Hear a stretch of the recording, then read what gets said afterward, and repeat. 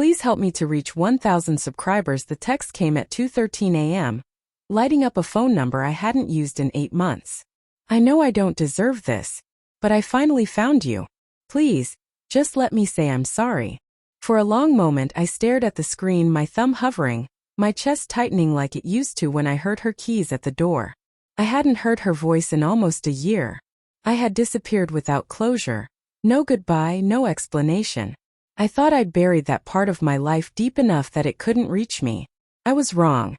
8 months earlier, my world had ended quietly. No screaming match. No shattered plates. Just a soft unraveling that started with small things I tried to ignore. It began with missed calls. I'd call her during my lunch break like I always did, just to hear her voice for a minute. Straight to voicemail. Later she'd text, "Sorry, meeting ran long." Then it happened again. And again. Evenings too, her phone always face down, vibrating once, then silenced. I told myself I was being paranoid. She worked hard. Stress did strange things to people. Love meant trust, didn't it? But trust has a sound when it breaks. A faint crack you pretend not to hear. She started showering the moment she got home, as if the day clung to her skin. Her laughter felt different, shorter, rehearsed. When I hugged her, she'd stiffen for half a second before melting into me. That half second became everything. One night she fell asleep on the couch. Her phone buzzed on the coffee table. Just once. I didn't touch it. I went to bed with my heart racing, convincing myself that respecting her privacy mattered more than my growing fear. But fear doesn't disappear when you ignore it. It just waits. 2 weeks later, I was folding laundry when her phone slipped out of a hoodie pocket and landed face up on the bed. A notification lit the screen. "I still taste you." No name. Just a number. My hands went numb. I remember sitting on the edge of the bed, staring at that sentence like it was written in another language. Like if I stared long enough it would rearrange itself into something harmless. It didn't. I didn't confront her right away. I hated myself for that. Instead I watched. I listened. I noticed how she smiled at texts and frowned at me for asking simple questions. How she suddenly guarded her phone like it was a second heartbeat. The betrayal wasn't cinematic. It was mundane. Quiet. That made it worse. The confirmation came on a Tuesday. She said she'd be late again. I drove past her office on my way home. Her car wasn't there. I parked across the street like a coward and waited. 40 minutes later I saw her. Not alone. Her hand was on his arm in a way I recognized because it used to be mine. Something inside me went hollow. No rage. No tears.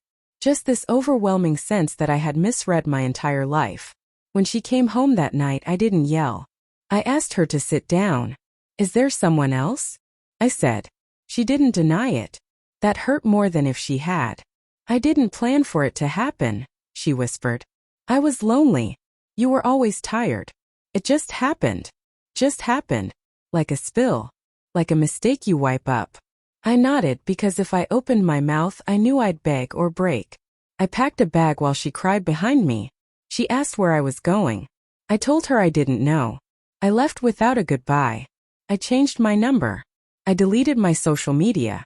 I moved cities for work and told no one who knew her where I'd gone. I needed silence the way drowning people need air. The months that followed were brutal in their own way.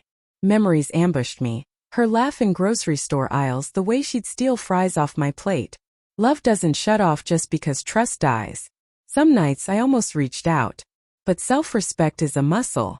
The more you use it, the stronger it gets. Then came the text. She'd found me through an old colleague, she later admitted.